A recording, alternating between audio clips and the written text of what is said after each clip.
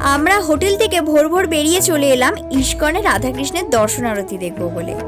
এইরকম আরতি সত্যি প্রথমবার দেখলাম, এতটাই সুন্দর যে দেখে মনটা সত্যি ভরে গেল।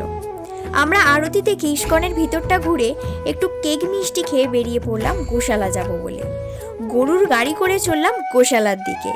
প্রথমবার গরুর গাড়ি চড়ে বেশ মজা লাগছিল। এই দেখো আরো একটা গরুর গাড়ি আমাদেরকে ক্রসিং করছে। ভোরবেলার এই সুন্দর প্রকৃতির দৃশ্য দেখতে দেখতে আমরা পৌঁছে গেছি গোশালাতে। আর এখানে এসে এত সুন্দর আর এত বড় বড় গরু দেখবো সত্যি ভাবিনি।